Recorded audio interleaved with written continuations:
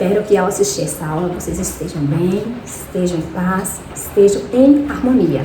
Neste momento está caindo uma chuvinha maravilhosa. Então, nossa aula de hoje terá como objetivo estudar os termos integrantes da oração. Os termos integrantes completam o sentido do verbo ou do substantivo. São eles: objeto direto, objeto indireto, complemento nominal e agente da passiva. Como vocês sabem, existem alguns verbos que não possuem sentido completo.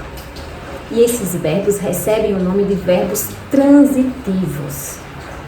Os verbos transitivos se dividem em 3 tipos: verbos transitivos diretos, verbos transitivos indiretos e verbos transitivos diretos e indiretos. Vamos com calma, né, professor?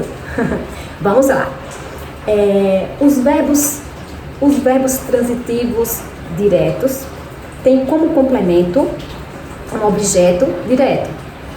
Os verbos transitivos indiretos têm como complemento um objeto indireto. E o que nos interessa nessa aulinha de hoje é estudar o objeto direto e o objeto indireto, que são os termos integrantes da oração. Certo? O objeto direto, ele liga-se ao verbo sem o auxílio da preposição. Por exemplo, quando eu digo o agricultor cultiva a terra, o verbo cultivar é um verbo transitivo direto, porque ele precisa de complemento, mas esse complemento não vem com preposição. Quem cultiva, cultiva alguma coisa. No caso, o agricultor cultiva o quê? Cultiva a terra. A resposta é o objeto direto, a terra. No exemplo, espero na minha festa. Eu espero. Quem espera? Espera alguém. Nesse caso, a resposta veio através de um pronome oblíquo. Espero-o na minha festa. No exemplo, minha terra tem palmeiras. O verbo ter é um verbo transitivo direto. Por quê? Minha terra tem. Tem o quê?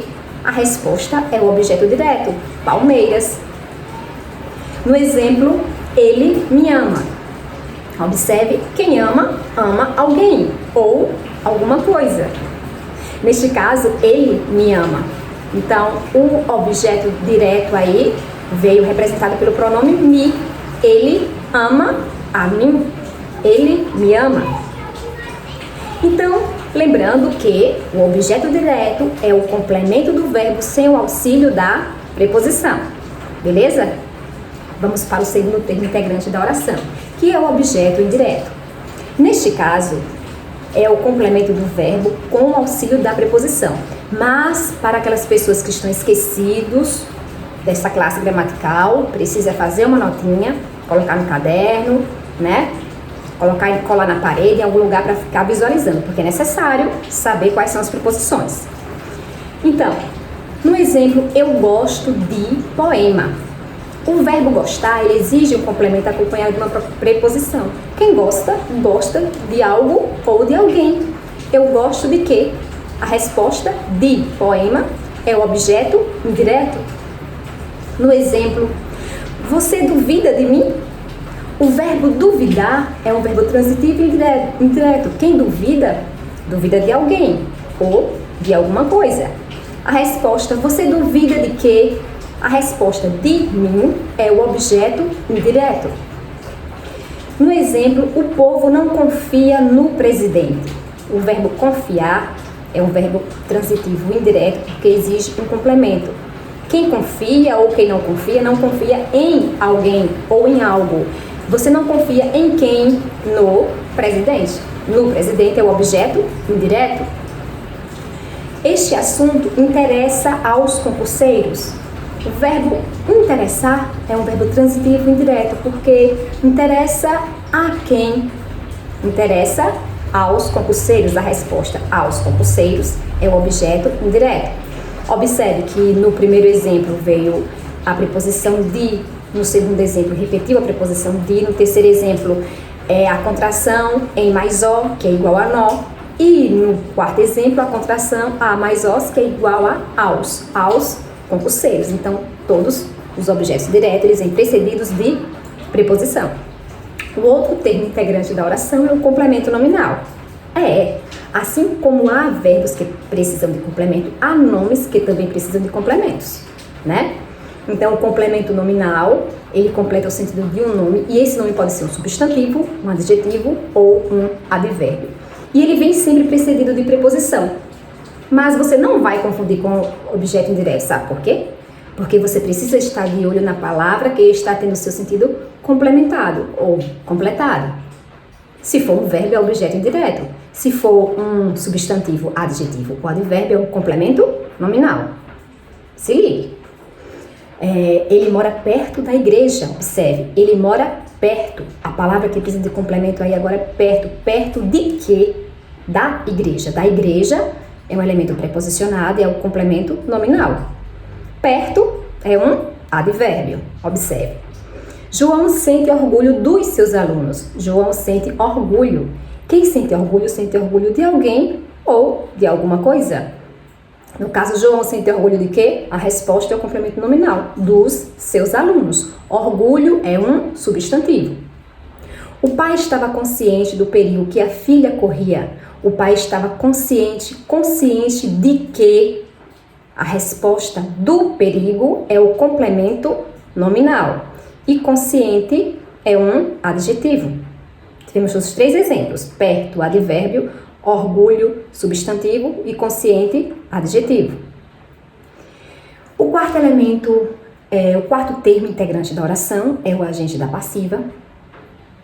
E para lembrar do agente da passiva, nós precisamos lembrar de que o verbo possui 3 vozes: voz ativa, voz passiva e voz reflexiva. Né? Na voz ativa, o sujeito pratica a ação. Na voz passiva, o sujeito sofre a ação. E na voz reflexiva, o sujeito pratica e sofre a ação. Neste caso, nos interessa aqui a voz passiva, que é a voz que o sujeito é paciente e sofre a ação. O que é o agente da passiva? É o termo que executa a ação recebida pelo sujeito paciente e vem sempre precedido pela preposição. Observe como essa preposição está aqui, né, presente neste conteúdo, como vocês precisam dominá-las de verdade, conhecer realmente. Então, no exemplo, os livros foram comprados pelos alunos. Nós temos o sujeito os livros, é um sujeito paciente porque ele sofre uma ação. E quem executou essa ação? O agente da passiva, pelos alunos. Olha a preposição pelos alunos. Alunos, substantivo. O apartamento foi pintado por nós. O apartamento é o sujeito paciente e por nós é o agente da passiva. Foi quem praticou a ação de pintar o apartamento. O começo da noite era fendido pelo bonde. O sujeito aqui é o começo da noite, é um sujeito paciente que sofre a ação praticada por quem? Pelo bonde. Então, pelo bonde é o agente da passiva. A feitura artesanal dessas peças já foi acompanhada pelo Senhor? A feitura artesanal dessas peças é o sujeito paciente que sofre uma ação praticada por quem? Pelo Senhor, que é o agente da passiva. Espero que eu tenha contribuído com o conhecimento de vocês. Bons estudos e fiquem bem.